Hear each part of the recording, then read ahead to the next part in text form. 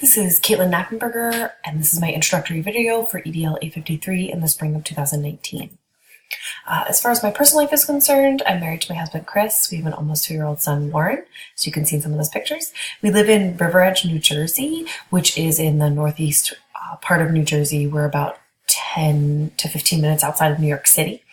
We're surrounded by family all the time. My sister and her husband and her children and my brother and my parents all live within about a mile of each other, so we're together often. My family also loves doing anything outside. My son loves to be outside, so anything that we can do to kind of keep him outside is best for us. As far as my professional life is concerned, I've been a teacher for 11 years, but I spent the last 10 years at David Owens Middle School in New Milford, New Jersey. My first 2 years at DEO was as an in-class support resource room teacher, and then I was transferred into the general education to be a general education teacher in the English Language Arts department. And for 7 years, I was the in-class support teacher, the general education teacher in the in-class support class. This is my first year actually without a designated special education class. I do have certain students who have IEPs in my classes this year, but they're not cited for English Language Arts, so I technically don't have a special education class, although I do have some students who have IEPs. I'm the 8th grade team leader, so many times when there might be an issue with a student's IEP or something along those lines, I will often be invited into an IEP meeting to discuss certain things about 8th grade activities or 8th grade placements. Also this year, with trying to get my certification and needing hours, I am the administrative designee on the INRS team, and that's the Intervention and Referral Services, the step for when a student needs extra supports before kind of being referred to the child study team. A critical reflection of my school use of materials. I really do believe that my school and my district has done a wonderful job of making sure that all students, especially students with special needs, have all of the materials and the instructional tools and strategies that they need to get all of the skills that they need in order to move on out of the middle school and into the high school. Some of our district programs are the IBC program, which goes into the Wings Academy. This program is mostly for students on the autism spectrum, but is also for students with other disabilities. And that goes from pre-K in our district all the way up to the age of 21. Housed inside of our building is the pre-K, in one part of our building, and then as I am the middle school, it'd be the 6 through 8 program for the students in IBC. As far as curriculum implementation, we have multiple placements in our school. So we have self-contained classes, we have resource room classes, and we have in-class support classes for all subject areas. So the students are really, there are so many places students can be placed to make sure that their needs are being met properly in order for instruction to take place. We do have multiple staff members. So for 8th grade language arts, let's say there is a self-contained class, there is a resource room class, and there is a in-class support class for 8th grade language arts. Same thing goes for all the subject areas and all the grades. So we do have staff to do this. We do have the staff that's trained properly and made sure that they are kind of teaching the curriculum and offering the material in a way that benefits the students. As far as professional development is concerned, there are multiple opportunities throughout the year, and they're catered to the staff. So if a certain teacher expresses a need or concern about a certain curriculum or certain materials that they're not sure if they can use properly or that they need kind of more guidance in, it is made sure that professional development is made available to them to make sure that the materials are being used and the curriculum is being taught in a way in which the students are grasping the skills that they need to be successful.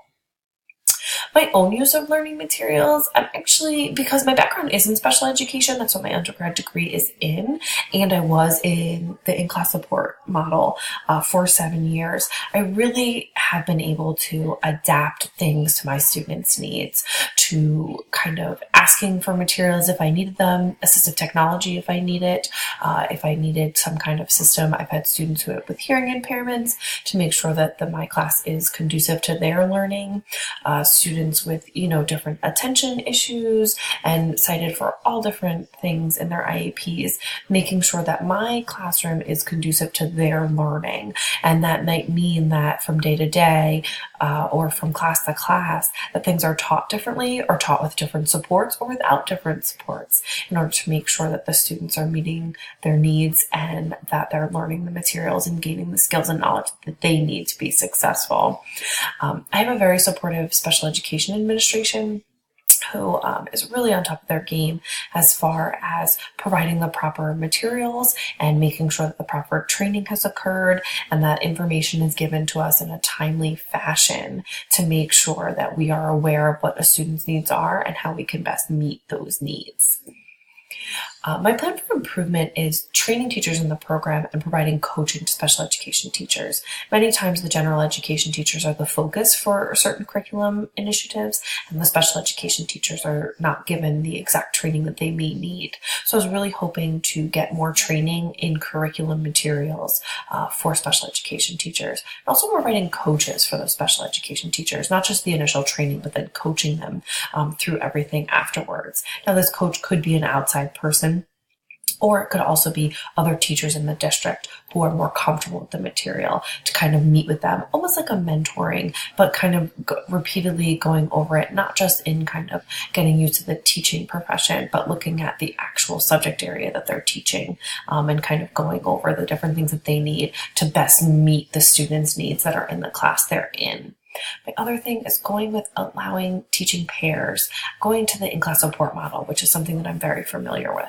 Make sure that they all have time to plan together, figure out a schedule, figure out a way to put them in teams together, grade level teams or in teaching teams, so that they can work together to plan appropriately so that all students' needs are being met and that the materials are available to the students so that their needs are met. Also, pairing teachers for maximum student benefit. This may mean changing pairs around, but then also keeping pairs together. I know myself, I had multiple in-class support teachers with me, and we would just get a rhythm going, and we'd be teaching together for 2 years, and we'd finally get it down as to, who was going to do what, and then all of a sudden our schedules would change and we wouldn't be together anymore. And then I was starting from scratch with a new teacher. And that's not always beneficial for our students. So we want to make sure that the materials and the resources being teachers as well, are kind of being given to students properly and well trained and kind of together, to maximize their benefit. As far as funding impact on my plan here is the training and the coaching. Scheduling time together with teachers doesn't cost anything. Making pairs stay together when it works, that doesn't cost us anything. But what does cost us stuff is the training and the coaching. Much of this training is already happening for general education teachers, so the cost of it might not be as significant as it would be if we were just pulling in training brand new. And then coaching, like we said, it could be an outside cost, but it doesn't necessarily have to be.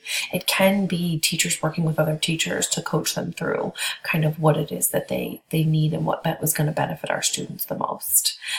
Thanks for watching my video. I'm looking forward to the rest of the class.